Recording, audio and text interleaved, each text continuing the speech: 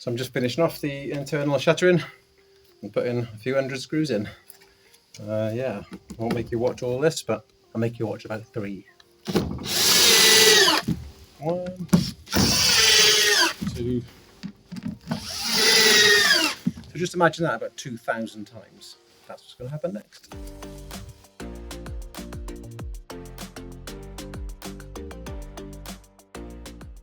So I'm trying something a bit different this time. I recorded a short series of clips during me doing the jobs as opposed to the time lapses.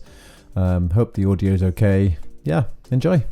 So I'm not time lapsing this bit, but I'm just doing the last minute bit of shuttering on the skimmer with a little bit of ply above the skimmer and a bit of ply that's about to go there on the back of the skimmer as well, so that the concrete can flow nicely over top of it, so it'll encase it all nicely.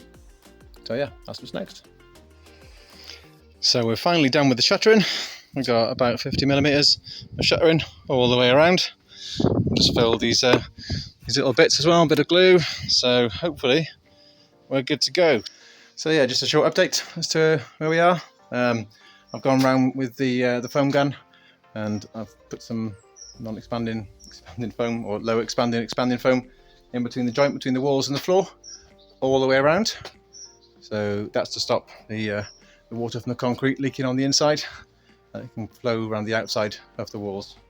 The other thing that I've done is I've also filled up the gap between the ICF and the walls with some clean stone, and yeah, I'm going to put a little bit of steel, just a bit of steel on top of there, so when we pour the concrete, that ledge is nice and solid. I'll be forming the steps afterwards. So yeah, that's where we are, pretty much ready for the concrete. This is making things a lot faster, or is it?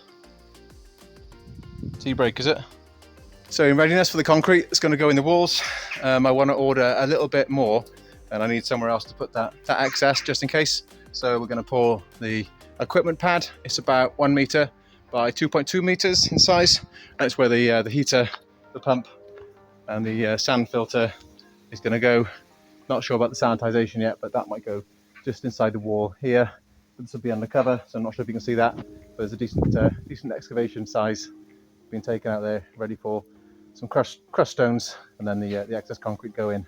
So yeah, here we go.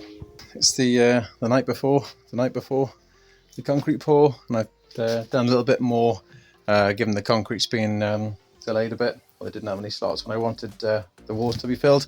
So what I've done is I have cut away the top piece of shuttering just here, there, and I've added a angled part there, so that the top, so the ledge, which is going to come out slightly larger there, with some other steps, some 2 steps there and 1 step on top, will be poured as part of the main pour, and I'll build those 2 steps at the bottom and then 1 step on the top afterwards. So yeah, hopefully we're good to go. Exciting. Concrete in 2 days. Okay, so I'm going to narrate the next 5 minutes because it was only me and 2 others there on the day, so I wasn't able to get lots of different camera angles. I got one nice time lapse from the first floor of the house. So the pump turned up. Plan was just to use a normal 3-inch line pump on the ground around the house, but the pump that turned up was actually a boom pump, the type that goes over the house, which would have been great to use. However, it wasn't going to fit because of the cables and the size of the driveway. I put the mix that I'm using on the screen there in the top right, C35 10mm mix, 100mm slump. So the pipes were all connected, and we started filling the blockwork just halfway up. So just the first course and a half. And we started with the back left corner that you can see there, and started using the poker every couple of webs to take out the air bubbles from the concrete in that lower half to smooth it all out nicely so there's no air gaps. We disconnected and reconnected the pipes, and then proceeded to fill the ledge, just half of the ledge, and you can see the steel just about on top of that ledge. Smoothed that out really roughly, and then worked our way back down the length of the pool that you can see in the foreground, using the poker every couple of webs, just dropping it in and taking it out nice and quickly. because it's a 2-inch poker, so it's pretty powerful. And then we proceeded to go around the pool again, starting off with the ledge there, and then filling up the second half, the top half of the walls, as you can see there. Poker in it a little bit, but it was such a wet mix, and we had a bit more water added as well, so it didn't really need much poker in on the top. And then we moved our way around the back half of the walls. I did a bit of rough smoothing out on the ledge, and then I was needed back to lift that line pump. I think you probably need a team of 5 to do this effectively without any stress. Maybe someone smoothing out the walls, someone on the poker maybe, and a couple of you, good 3 of you, maybe carrying that 3-inch line pump, because it was pretty heavy trying to carry that 3-inch line pump for the concrete.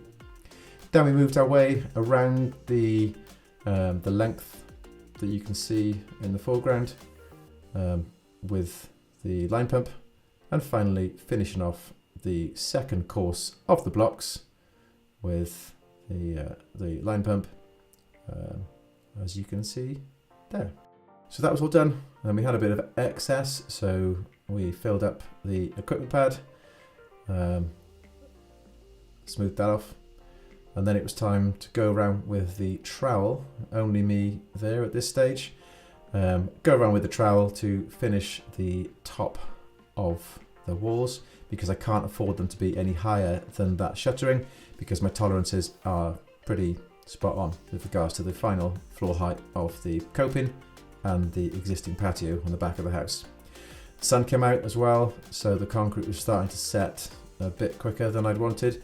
I was feeling a bit stressed at this point, I'm not going to lie, because I was conscious that there was concrete splashed inside the pool which I needed to clean up, and also that ledge was only roughly poured as well, so I needed to go and do that as well.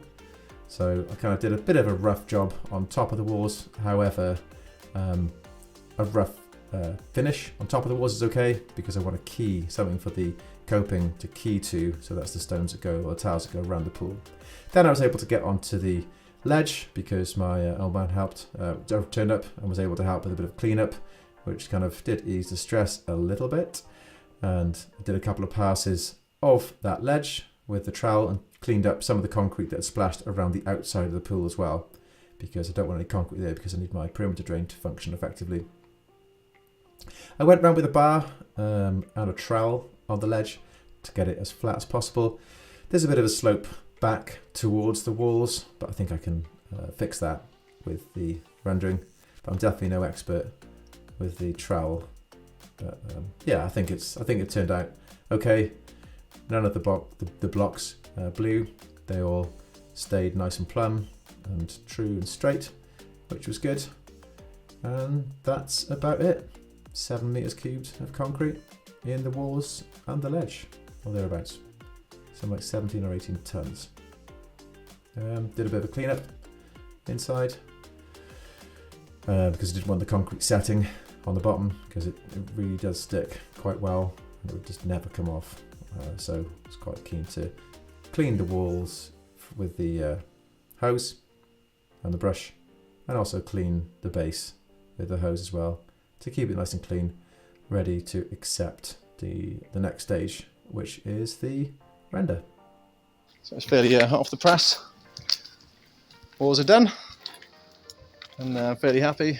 They're nice and high, nice and plumb, nice and flat. Nothing really moved during the pour as well. So yeah, I've got the walls all poured, and we've also got the ledge poured there as well, and the step. So yeah, I'm fairly happy with how that's gone. And I've also done the equipment pad. Not sure if you can see that there. Got the equipment pad has been done as well, so with some excess. So there we have it. The walls were filled on the weekend, and next step is to remove all this bracing, and they are absolutely solid. That feels quite different as well. The ledge is poured as well. Next step is to work on the 2 lower steps there and the 2 upper steps. Not sure I'm going to do that, probably just block work with a bit of shuttering maybe, and a bit of concrete. Yep, ledge is in, which is quite nice. Obviously you won't be able to lie down on it because it'll be underwater, but I'm fairly happy with the height. The water's going to be roughly here, which would be quite nice. Be nice for the kids to jump on and off as well. And obviously for pool volleyball, what we're going to do this time is I'm going to have a couple of maybe cap anchors here and have a little float going across float line. I'll have the net halfway so we can have a couple of games of 2 or 3 aside pool volleyball and people still being able to sit on there as well, which is a challenge I had in the last pool because it wasn't quite big enough for dual purpose. But yeah, I'm pretty happy with how it went. Yeah, removing the bracing tomorrow. Thanks for watching and I'll see you next time.